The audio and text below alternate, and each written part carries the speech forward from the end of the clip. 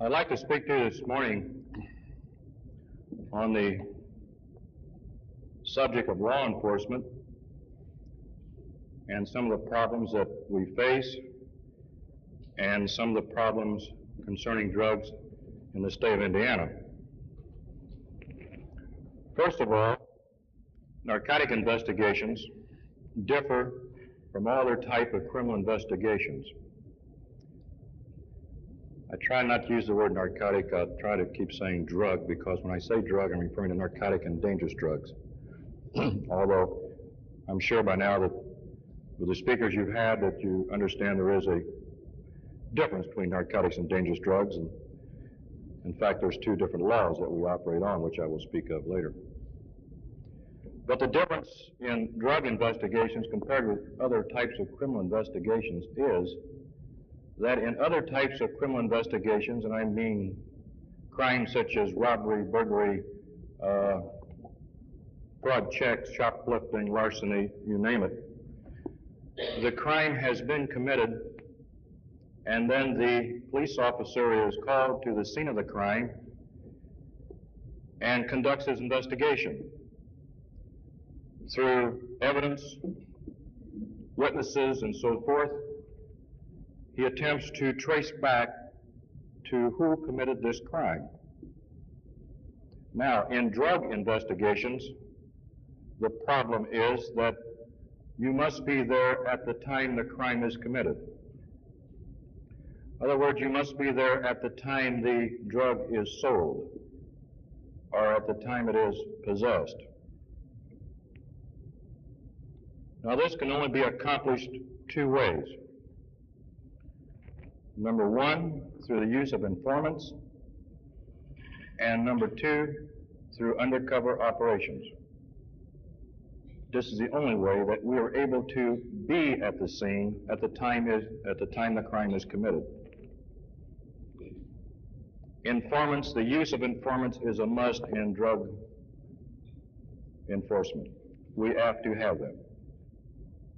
I think you can readily see that it would be impossible for me or any other police officer or any individual to walk up to a drug peddler on the street as a stranger, you being not known by the drug peddler, and ask him, would he sell you some narcotics or dangerous drugs? This cannot be done. So we have to use the informant, and the informant is a person that is acquainted with the peddler or the source, and he will either introduce an undercover agent to this person, or he will make the buys himself. But this is the way we must operate. These type of investigations are very time-consuming, they're very expensive, and many times can be very dangerous. No matter what you might see on television or in movies or read in fiction, undercover work is a dirty, rotten business. To work undercover, you have to do exactly that. You have to get down and work with the criminal element, live with them, socialize with them, run with them, and so forth. And many times you're dealing with the very scum of society. So this in itself makes the job very difficult, and of course, as I mentioned, many times it can become very dangerous. It was only a short time back that a federal narcotic agent working undercover in the Gary area was murdered. Expensive. One of the expenses is because of time involved, the personnel involved, and of course it takes money to purchase the drugs and so forth. But there's nothing glamorous about undercover work. In fact, a man can be burned out pretty quick that has worked very much undercover. But again, I say this, it must be done if you're going to make drug investigations and build up drug cases. It's the only way it can be done. Sometimes people say to me they feel that it isn't quite fair or cricket to use these informants. They feel that's sort of not the American way, you might say, of fair play to operate. So my answer to them is that I will use any means, anyone, any way to put a drug peddler in prison. And if it takes using informants, this is what we use. We will not use them if there was any other way to conduct these investigations, because they present problems. They're difficult to handle, and many times they can be a source of embarrassment. Because usually these informants are criminals themselves, and they can be very difficult to handle. By that I mean, to make these cases, we make them with the idea that someday we'll have to go to court and present our evidence before a judge or jury. So we have certain rules that we have to abide by, rules of evidence and so forth. And many times it's hard to keep the informant to abide by these rules that you want him to. He has been used to more or less operating on his own and doing things the way he wants and so forth.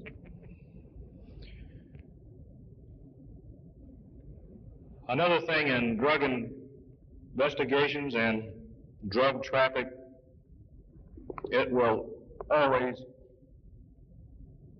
or 99% of the time, involve other crimes. Anytime we get into a drug investigation, we always will come up with some other type of criminal activity. 90% of the drug addicts steal to support their habit. So you can well see the crime that this brings about. Usually it is small type of crimes such as shoplifting, car larcenies, and so forth. In other words, the addict is going into a store or he's going into an automobile and picking up something rather small, a camera, a suit of clothes, a watch, no matter what it might be, something rather small he can get quickly, and he can quickly turn over, either to a fence or to the peddler himself to obtain his drugs. Of course, after he obtains his drugs and they run out, well, then he's back out in the street again, committing some other crime. Of course, female addicts, many of them are shoplifters, but the majority of them will turn to prostitution. There are not too many crimes that women can get involved in, but prostitution is one crime that you usually will find a female addict involved in. Of course, with these type of crimes, we also must consider the fact that to get the opium from the poppy fields of, say, Turkey to a laboratory in Italy or France where it's converted from raw opium to morphine, and then converted from morphine to heroin. Then to get it from these countries smuggled into the United States, this takes an international organization of criminals to accomplish this. And this is where we find organized crime involved in narcotic traffic. And by organized crime, I'm speaking of syndicated crime, I'm speaking of the mafia, the Cosa Nostra, whatever you might wish to call it.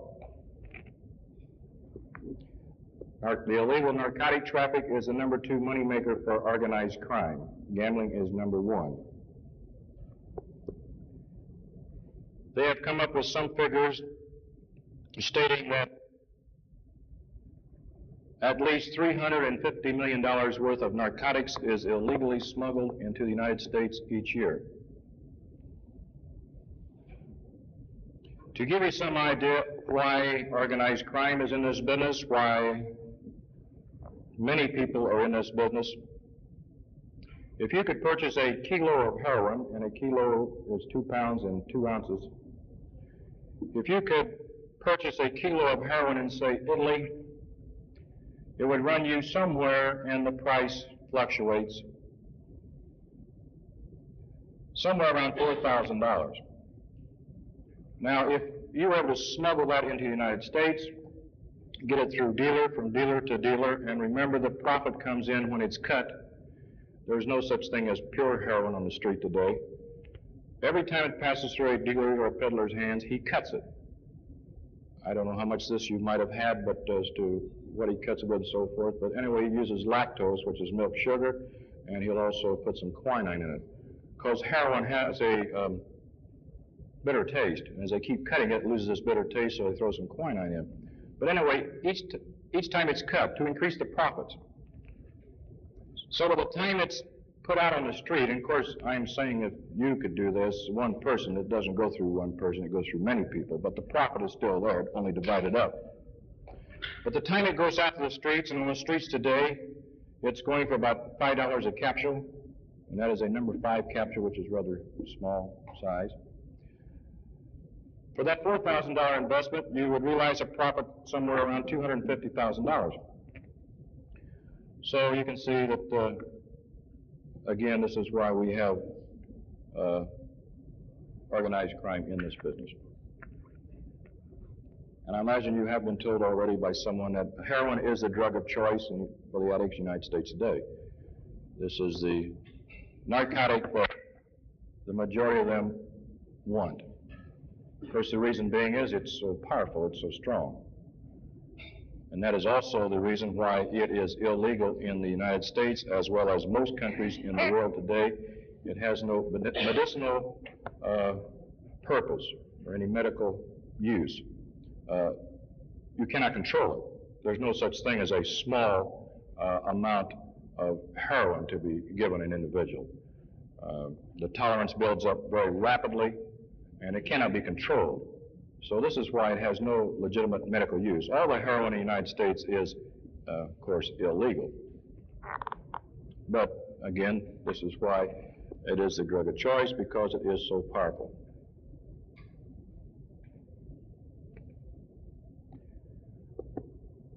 I would like to get into some of our problems in the state, what our problems are, where they're located, and so forth. Concerning heroin, our heroin problem lies in our large municipalities. And by that I mean the Calumet area, Gary, Hammond, East Chicago, and so forth, the area up in the northwestern part of the state, and Indianapolis. These are our two large centers of heroin users. We also have some heroin in Fort Wayne and some in Evansville. But the Calumet area and Indianapolis area are our two trouble spots as far as heroin is concerned. Where the state police get into the picture is that 90% or more of the heroin used in, say, Indianapolis comes out of Chicago. So, of course, it's got to be transported down there by some means. Usually this is by automobile. Like the majority of the time, it's by automobile. So we cooperate very closely with the Indianapolis Narcotics Squad. If they get information from an informant that a load of heroin is coming down from Chicago, why, they immediately contact us, and we get together and set up our plans to try and intercept and to seize this narcotic. We also work very close with these city departments, even within their cities, because as all police departments, all narcotic squads are undermanned, and they can use all the help they can get. So we cooperate very closely. This is a point I think I'd like to bring out in drug work or drug investigation. In my experience as a police officer, I don't believe until I got into drug work, which was over 3.5 years ago, that I ever saw such close cooperation between various departments in criminal investigation as in the drug field. There's none of this jealousy or we don't want you to make all the good cases and lack of communication. You just don't have it. I've never found it, and I work with all departments in the state. It's a big problem, and we're all working together for the same goal, And I've never found a narcotic investigator yet in the state that was concerned who got credit for the arrest or who got the publicity on it and so forth. It just doesn't work that way. And I think this is one of the reasons that I enjoy this work so well, because I've had such great cooperation, wonderful cooperation from other police agencies, which sometimes you don't always get in other types of law enforcement work. I don't know if Mr. O'Carroll quoted these figures to you. I think he talked to you on marijuana. Was it mainly marijuana? But the Federal Bureau of Narcotics and Dangerous Drugs, they compile records concerning known drug addicts in the United States. Now, when I say known, these are drug addicts that have come to the attention of some agency, not only a police agency, health, the Board of Health, so forth, any agency. They have an official form that you fill out, and the person doesn't have to be arrested, just contact with it. And with certain pertinent information on this form. And then this form, one of the copies, is sent to Washington. This is where they compile their figures and try to keep track of the known drug addicts in the country. Again, I say this is the only ones that have come to the attention of some agency. These figures certainly cannot be a true figure of the actual number of addicts. Of course, New York City has half the drug addicts in the country today. But anyway, in Indiana, the 1967 figures were it was 383 known addicts. And again, I say, and I know that this figure would be quite a bit higher than this. I couldn't say how higher, maybe twice, some say even 3 times higher. Because many times these addicts do not come to the attention of some agency, or many times the agency does not fill out the slip on them. But again, the heroin problem is in our large cities. You do not find a heroin addict getting away too far or leaving his source of supply. And I mean even within the city, the neighborhood. Like in Indianapolis, there's a definite area or neighborhoods that you will find the majority of the drug addicts. They do not get too far away from their source supply. So sometimes I hear someone say to me, we've got a fellow out here in some little town, and I know he's using heroin. I doubt this very much, because they just don't get that far away.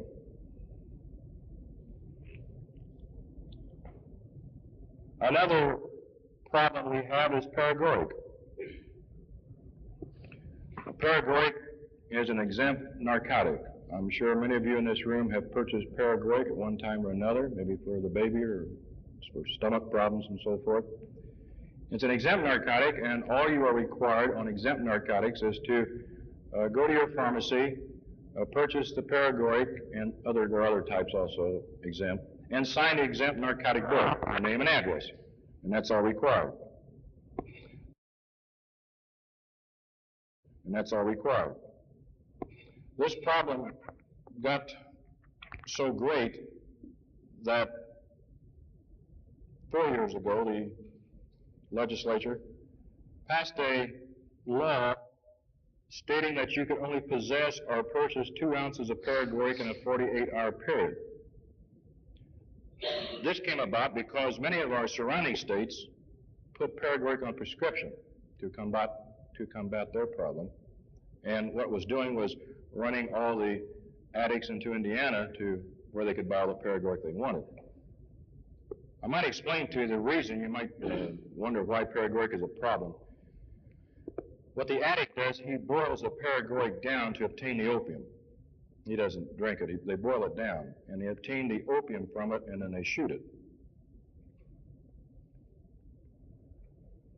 On the illegal market, a pint of paregoric will run somewhere around $25.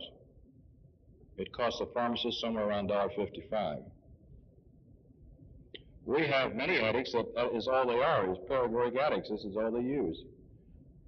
But many times you'll find a heroin addict, morphine addict, and so forth that cannot get his drug of choice will resort to the use of paregoric to more or less tide him over until he can make a connection again or get some funds together again and so forth. We had a male and female informant that was working for us up in the Gary area, and they were both paregoric addicts. They were using about 2 pints a day. So it's costing them about $50 a day just for paregoric. And their shot was that they were thieves, they were shoplifters and so forth. They shoot this paregoric, and as you well imagine, time they boil it down, it isn't very clean. It's got a lot of foreign matter in it and so forth. In fact, they have to use a rather large-sized needle to even get to get it through there with all the foreign matter that's in it. And a big problem they have is infection. Of course, this is a problem with all addicts. Most of them will have running sores and abscesses and so forth, but especially in use of paregoric. In fact, this Bill I was talking about, that was one of our big problems with him, was to try to keep him on his feet while he was working for us, because he had such a terrible infection. He was shooting in the femur vein down in his leg here, and we were spending a lot of time in the drugstores getting salves and so forth, and trying to keep him on his feet. Just to give you an idea, when you speak of these addicts, what desperate people they are, this drug is the most important thing in the world to them, and they will do anything to obtain it once they're hooked. And I mean anything. This fellow I was talking about that was working for us up in Gary, he was quite a con man, which they all are. They're the biggest liars in the world, biggest cheats, biggest conners. I mean, this is the way they operate, this is the way they survive, by their wits. And he was telling a story when he was in the prison down in Atlanta, Georgia. And he was quite proud of this. He told a story how he got to be able to work in the hospital. He conned his way into there, and he conned the doctor into letting him shoot a terminal cancer patient, give him his daily narcotic injection. He was an old man. And Bill was telling how even while the doctor was watching him, he was able to get his narcotic, his fix.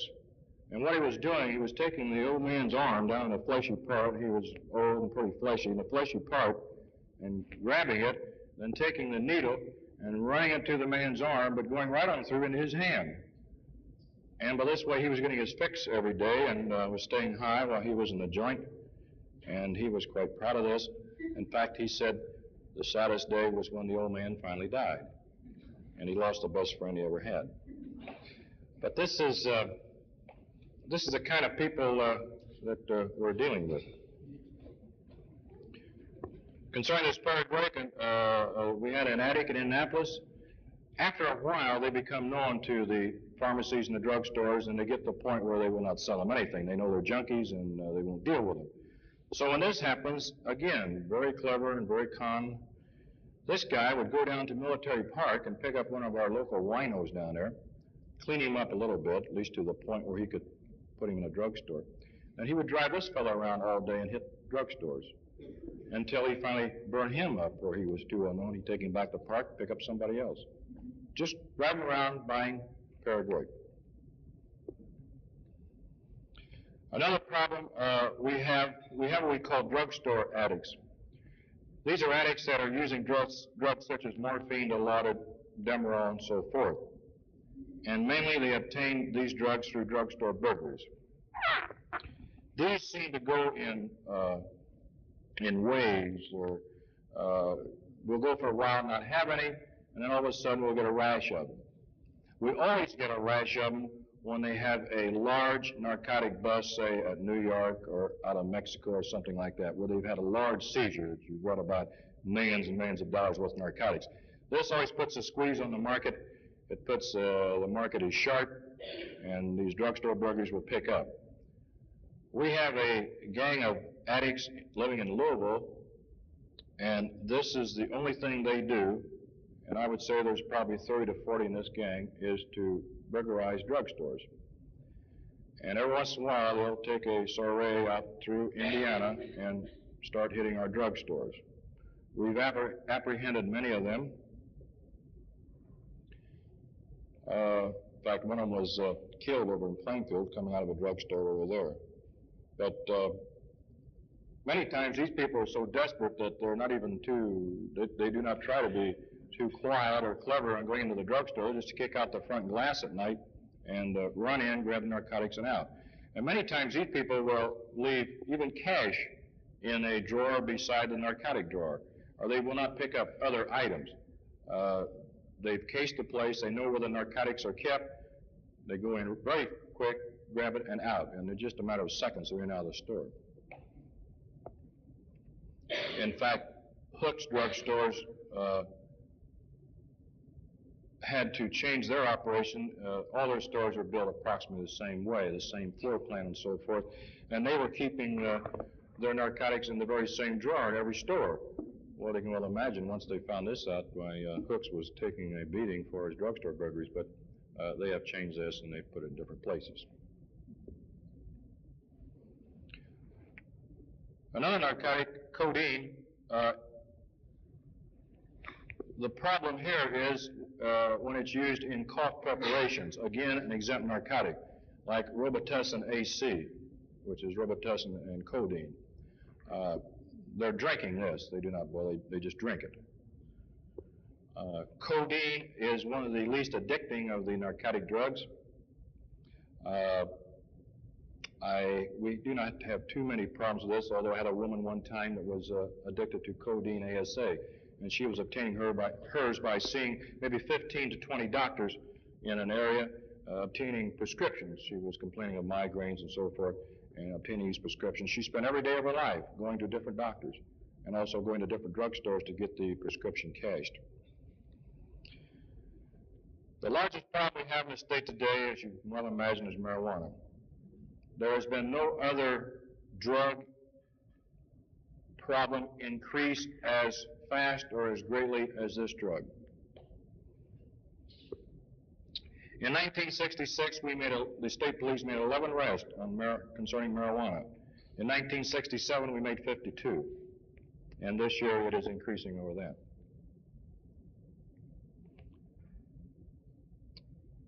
Our problem in Indiana, as in many other states, is not only the drug traffic in marijuana, but the problem we have of marijuana growing within the state. In the northern part of Indiana, this has got to be a very serious problem. This marijuana mostly is growing wild up there for a couple of reasons. Years and years ago, and especially during World War II, they grew marijuana to manufacture hemp to make rope and clothing and so forth. And many of these fields were in the northern part of the state. And of course, then it was made illegal and they stopped it, but still, it's like, marijuana is a weed. It's like any weed. It's pretty tough to control, pretty tough to kill, and so forth. And then another problem was that many of the Mexican migrant workers that came to Indiana would bring marijuana with them, actually maybe plant it, or at least they would use it, the seeds would fall, and so forth. So we have a very large problem with the wild growth of marijuana in Indiana. Last year, the state police, we developed a policy through Superintendent O'Neill, reverence destruction and eradication of marijuana. We have stepped up our program in this field, and already this year we have destroyed, along with the cooperation of county officials, sheriffs, and so forth, quite a bit of marijuana, especially in the northern part of the state. But along with this, also our cases have increased where people are going out and cutting the marijuana. We've had several cases, people out of Chicago come down and cut it. We've also made several apprehensions concerning this.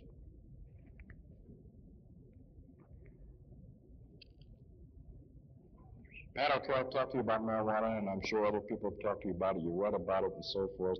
There's tremendous increase in it. Probably publicity would be the reason for much of this increase. You know, it's a sad thing, but it seems that in our newspapers, television, and so forth, the person they like to quote is the person with the sensational news. The person that will tell you that something that is taken for granted is bad. The person that tells you it's good, this is the man that gets the headlines. The person that comes along and still tells you it's bad, you do not hear too much about that. And we have this large, I say large, I don't think maybe I should use that word. I don't think it is large, certainly a minority, of social misfits in this country that have gone along with their teachings and philosophies concerning all types of drugs, that it's their legal right, if they want to destroy their body, to do so, and you've probably read much of it and so forth. People like Dr. Timothy Leary, that I don't know of any man that's got much more publicity except the politicians today, going over the country with some of his other misfits, stating that marijuana, drugs, is the thing to do. Drop out of school and so forth. And they can give you all kind of reasons and arguments and so forth. I think the problem is, again, I say that we read and hear one side of this situation and these people, but it's not too often that you see or hear anything about the other side of it. They want it legalized and so forth. Of course, my question, and I've spoke to many groups such as this on our college campuses, and always my question when they talk about legalizing marijuana, and I don't want to get into this too strong because this is not supposed to be my subject today, but it's just something that I feel quite strongly about. When they say, let's legalize marijuana, my question is, well, why? Why legalize it? What benefit is it going to do? Who is going to benefit from it? Who is going to make a better person? They tell you that their argument, and one of the big arguments is that marijuana is no worse than alcohol. To me, this is a rather ridiculous expression or comparison. We have 6.5 million alcoholics in this country today.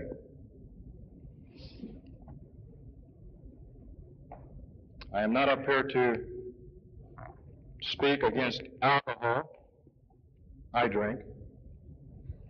But I also know the problems that it presents.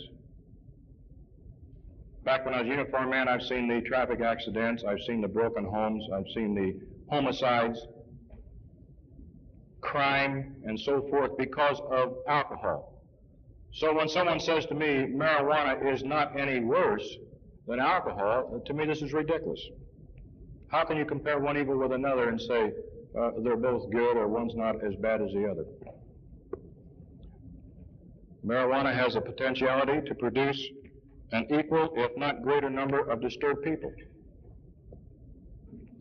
And there's been no evidence that I know of that has shown that marijuana creates a more artistic person, a more creative person. They give this argument that while influence marijuana, why you become more artistic, more creative, you can do more great things. There's been no evidence of this that I know of.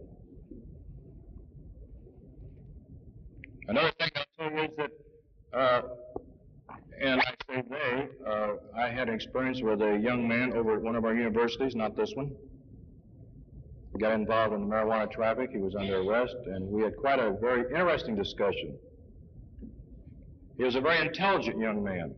And this is another thing about the problem with marijuana. Gone is the day that marijuana users are in your lower social level, your lower economic level. Gone are those days. This problem is cut right up across all social levels, where you may still find the lower class person using it. You can also find the son of the most prominent man in town using it. But anyway, this young fellow was trying to convince me what a great thing, what a good thing marijuana was. He said, you know, under the influence of marijuana, I just want to love everyone. I'm at peace with the world. Everything is beautiful. It's the most wonderful experience there is. Well, this is pretty hard to argue with. If this does this to this young man, I'd say if this happened to everybody, I think maybe the whole world should. Maybe we could solve all the problems, the wars and so forth, and everybody love each other. But the problem is that this is not the way it affects all people. I talked to a man in Indianapolis that uses marijuana, and he says when he uses it, it turns him into a tiger. It makes him mean. It makes him wild.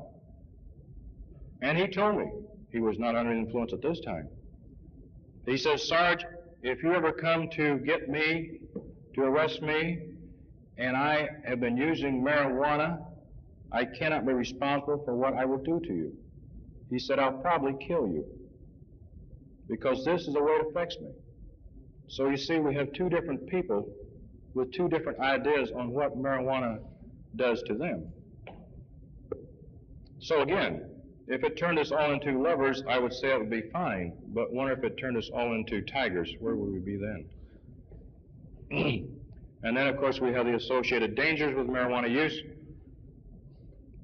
Now, I do not stand here and tell you that every person that smokes a marijuana cigarette someday will use heroin. That is ridiculous. We know it does not happen. But we do know that many, many people that started on marijuana did graduate up to the use of stronger narcotics. I think, as in all phases of social activity and phases of living and so forth, there's a thin line that divides us, that keeps us on one side of that line. Some people step over it. I'm talking about maybe from good to bad, where to steal something or not to steal something. And once I think, when you know that the use of marijuana can be dangerous, and it is illegal, but when you cross that line and take that first step, and knowing that you're doing wrong, then many times it makes it easier in the future to continue on and try something else that you know is wrong. 90% of the narcotic addicts become addicts through association with other addicts. So when you start, say, using marijuana, you're putting yourself in that association of a drug user. I think another associated danger is the moral breakdown that we find many times in the use of marijuana. The involvement in crime. I know many cases where especially young people have got to start to use marijuana, and then we find them pulling small larcenies and so forth, either because they need the funds to purchase it, or because, while under the influence of it, they did these things. But we'll get off marijuana now. I've talked long enough on that, and we'll get into another problem we have quickly. Time is running short. And that is the dangerous drugs. And that is, when I speak of dangerous drugs, I mean the amphetamines and the barbiturates. Next to marijuana, this is our second largest problem in the state today. Have you had anything on amphetamines and barbiturates, Dr. Bach, what they are and what they do? Stimulants, depressants, they know what, well, I won't get into too much identification. Anyway, the amphetamines are the bennies, the pep pills, stimulating type of drug. All these drugs have legal use.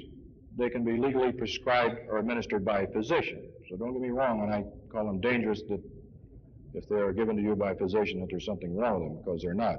The amphetamines, the main use for amphetamines, of course, is in the diet pills. I'm sure none of you ladies in this room are taking diet pills, but some people do. But this is what it's used for. But the thing that amphetamines will do is stimulate you. They will keep you awake, and because of this, one of our large area of violation is with our truck drivers. They eat the benny so they may stay awake, drive for a longer period of time, and of course for longer miles. So our truck stops is where we find this problem. I have had drivers tell me that they figure that 8 out of 10 truck stops sell bennies. He says either they sell them or we don't stop there. Well, keeping them awake, this in itself doesn't seem like too much of a problem. The problem is that the amphetamine does not create any new energy. It only masks or hides the tiredness. And sooner or later, this tiredness must come through. And when this happens is when you begin having hallucinations, you begin seeing things that are not there, hearing things that are not there. I was working undercover one time in a truck stop. His driver came through the front door, and I mean, he was wild, and he was screaming. And he's telling everybody to get outside and get on his truck and stop all those bulldogs from fighting. Oh, he's carrying on about these bulldogs, all fighting up in the hood of his truck.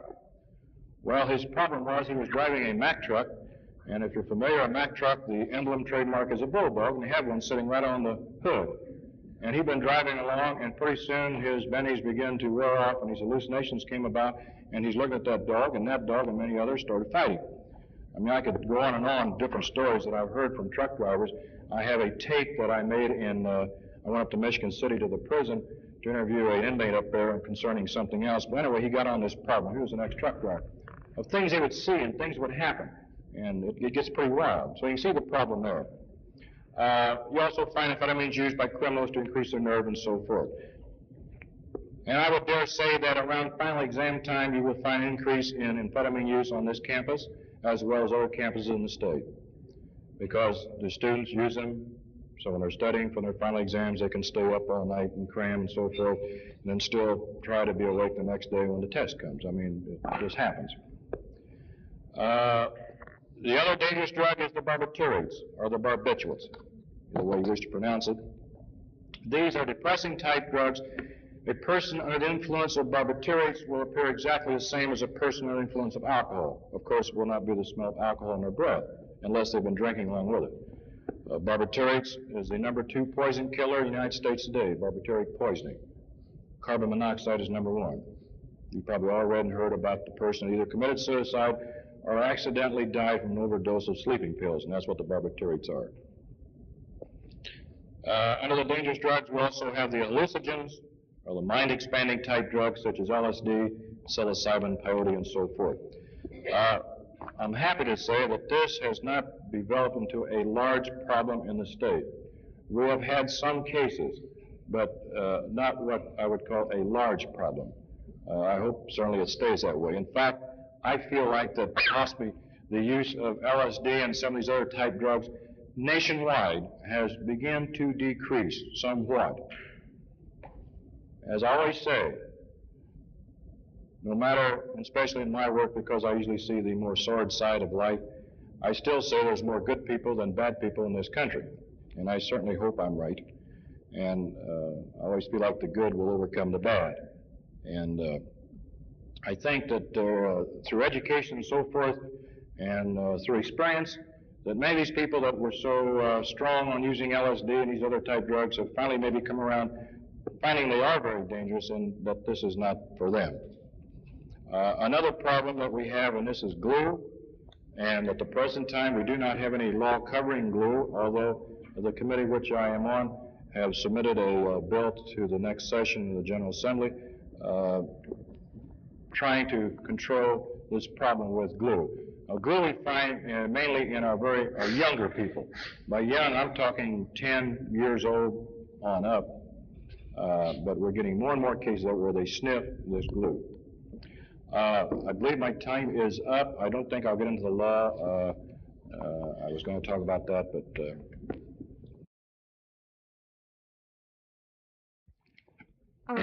I'd like to ask, Clear. when you were talking about your informants, well, I don't understand this exactly. You said usually they are drug addicts themselves, and I don't understand how come you don't have to arrest them? Well, since they're breaking the law, how can they be working with the law? What happens is these people are usually already under arrest, and that's why they have turned informant. We have arrested them for a drug violation. And self-preservation is still one of the first laws of nature. To help yourself, when you get yourself in a jam, to get out the best you can. And this is the way these people operate. And a narcotic investigation is just like a stepladder, as far as we're concerned. We start out, if we arrest the addict on the street, we're wanting his supplier. If we arrest that supplier, we want his supplier. Many of our narcotic investigations lead right back into Chicago, and we turn this over to the Federal Bureau of Narcotics and Dangerous Drugs. But we arrest that person for a narcotic or drug violation, we want to know who's your supplier. And as I say, he's willing to help himself, and 9 times out of 10, he'll tell you. But he's still under arrest. But I mean, you said, for instance, one of them was spending $50 a day on paregoric. Well, you know that they're still getting this, and you know where they're getting it from. Is that true? You do, or you don't? Many times. But yet, you let them keep getting it from this source? I operate this way. If I'm able to obtain a ham sandwich, I'm not going to settle for a cracker. I know what's going on, but what we try to do is get the big suppliers. If we can get the big supplier, we can cut off a lot of these little people. And don't get me wrong, we're not condoning crime or condoning drug violation. But it's just part of the way we have to operate to go up that ladder. Now, once we use this informant, and as much as we can to the end, where he has done all he can, many times we go back and get these other people he's dealing with. I mean, no one has immunity to arrest, but there are so many of them that it gets so you're just spinning your wheels and wasting your time going after this little peddler down here when you got this big peddler up here that you can go after. I don't know if I answer your question or not, but it gets a little ticklish how you have to operate in this business. I know. Yes. Say, for instance, you knew of someone who was peddling, or maybe even a pharmacist who is doing a little under the counter. You don't need to smile. We've got bad pharmacists, we've got bad doctors. Go ahead. To whom do you report this, or can't you? Maybe it's just a rumor, maybe you don't know for sure. What is it again? Maybe it's just a rumor that you've heard or you don't know for sure, but you suspect that someone is peddling drugs in your neighborhood or something. How do you report this, or don't you? Are you speaking of a professional person like a pharmacist you mentioned, or a doctor? Possibly, or someone else. Anybody? Anybody. Oh, well, of course, when you talk about anybody, if information is fine, I get information every day, but much of it I can do nothing with. Again, you've got to have the informant. You've got to have the person with the key that can unlock the door for you. In other words, if you come to me and tell me about John Jones over here that's peddling drugs, this is fine information. I'm glad to hear it. Maybe I already know it. But there's not much I can do with it, per se. Now, if you come to me and say, this man's wrong, I want to pay my business, I can go to him and I can buy drugs from him, and I'll do it for you. Or you'll take me in, that he trusts you enough that you'll take me in, and I can buy the drugs. This is what we need. This is where we make our cases. As far as if you just tell me someone is selling drugs, and this is all you can do about it, just tell me about it. All I can do is find information and hope that I can come up with an informant or come up with somebody that can get into this person. Because 9 times out of 10, I can't walk up to John Jones and say, you don't know me, I want to buy some drugs. They don't operate that way. So I've got to have somebody with a key that can open the door for me to go in there. So as far as information, we're glad to get it, and I get it every day.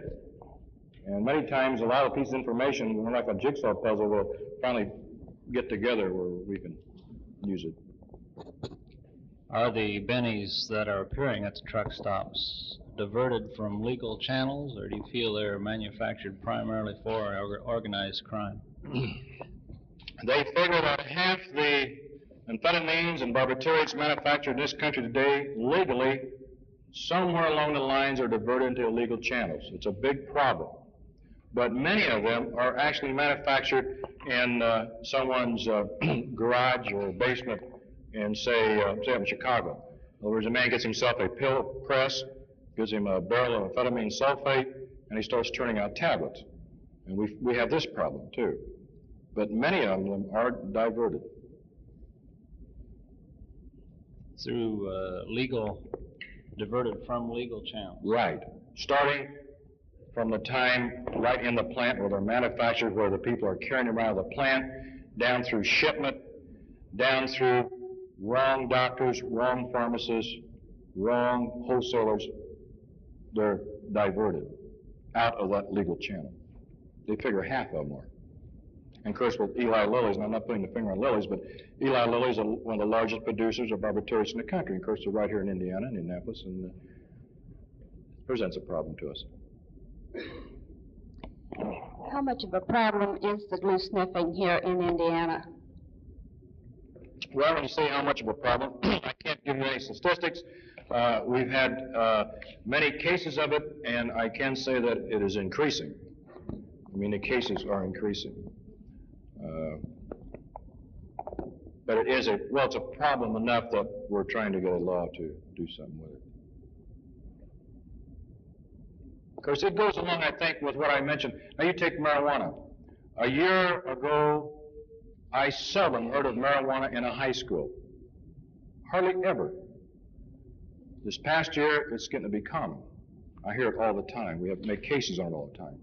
So it's just the whole increase of the problem. See, you talk about glue. These people out there, it's a pitiful thing. They'll try anything. I mean, they chew morning glory seeds. They drink nutmeg tea. They sniff gasoline. They sniff glue. They even try to smoke bananas. It gets pretty ridiculous sometimes. What these people will try, if someone tells them it will change their mind or give them a kick or a bang, they'll try it. We've been having quite a problem with this Asthma problem. And a lot of this comes out of California. The idea starts out there and it spreads across the country. So, and these aerosol cans, glass chillers, this has got to be somewhat of a problem. I had a communique from a company in New York the other day. They're spraying the aerosol into a balloon or a bag and then they're inhaling it. It's killed several of them. But I tell you, it gets a little disgusting sometimes. What these people will try, especially your young people, to be in, or because maybe it's a fad, I don't know. I think someone told them they could stick 2 grapes in their nose and make them high. They do it. I mean, it just they're pretty kooky. They're pretty far out. Go ahead. As teachers, if we had students come to us and say, I was at a party last weekend, and at the party they were using marijuana or they were using certain drugs, and they say, well, now what should I do? What should we tell our students in a situation like this? What I would do is that first of all, as a teacher, I would contact your local authorities, especially if they have a narcotic, or contact the state police. We have men around the state. And the teacher and the student arrange a meeting or something and let the student tell it to the law enforcement officer, if he will. We get an awful lot of bad information. I mean, information that someone thinks something's happening is really not, and someone's using drugs and they're really not. But as far as I'm concerned, this is the only thing you could do with it, other than just not do anything. I mean, a person has come to you with information concerning a law violation, and you certainly can't take it on your own to do anything about it.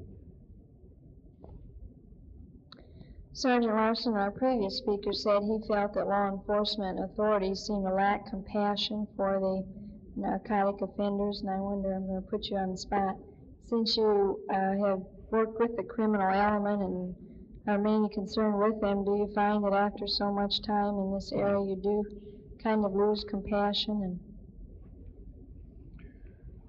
I would have to speak personally. No, I don't think I've ever lost compassion. Disgust might be a word, but not compassion. I'll say this to you. I have no compassion for a drug peddler. No compassion whatsoever.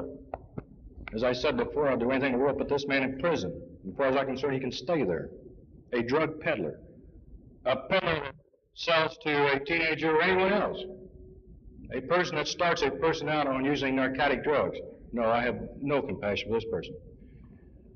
The addict And I started to use the word innocent. Maybe that's not the right word, the innocent addict, because they're really not innocent. They pretty well know what they're doing when they get into this. I feel sorry for this person. I am not interested at all in filling our jails with drug addicts, as long as that person is not involved in the traffic of narcotics. I also know, and I think figures bear this out, and studies and so forth, the old saying, once a junkie, always a junkie, from my experience, is pretty close to the truth. I have never seen a drug addict get off the narcotics and stay off of it and rehabilitate himself, in my experience. I think the figures at Lexington will more or less bear this out. You can get all kind of figures from different studies from this hospital. I've seen the figure high as 98% of people released from Lexington return to drugs. And I think the lowest figure I saw one time was, on one study, it was 89%, something like that. So, on a drug addict, until, and this is where the clergy and all the rest of the sociologists, psychiatrists come in, until you can cure a drug addict here, you'll never cure his narcotic problem. They can take him down to Lexington, and there's no problem getting a man off of heroin. 10 days, 2 weeks, he's drug-free. He does not need the drug anymore. If he's gone through any sickness, he's been through it. So this is no problem. You keep him down there and you try to rehabilitate him and so forth. But the problem comes the day he must be released and returns back to his associates, where 90% of them become addicted in the first place. He returns back to his same environment, his same problems, and if he's got these same weaknesses inside of him, and I mean the weaknesses, he cannot face life, he cannot face moral or physical pain, he can't make decisions. A weak type individual, which a psychiatrist can go into much better than I, but unless he's cured here in these problems, the first time these problems present themselves to him again, he's going back and looking for the crutch, and the crutch is a narcotic drug. So he's right back on it again. It's a certain type person that is a narcotic addict. They just follow a line or a path. You can tell the type of person they are. You don't find strong-willed, determined, straight thinking, people are able to solve their problems, think right. You don't find these type of people addicts. When you do find a person like this as an addict, this is the person that can be cured. This is the person to be cured. Sergeant Larson, of the marijuana arrests that were made, were any of these people who just experimented in marijuana once or twice, or were they people who had used marijuana over a long period of time and maybe was a habit with them? I don't have all the figures in front of me. I would say the majority of them were people that had past experience. Many of our arrests are on large amounts of marijuana, transportation arrests and so forth. Yeah. I can't think back all those cases, but I know the majority of them were made large seizures. Raided a house where they had a large quantity of marijuana, or stopped a vehicle that was transporting and so forth. No, I'm not after the person that smokes one marijuana cigarette. I don't want to say after him. He's violated the law.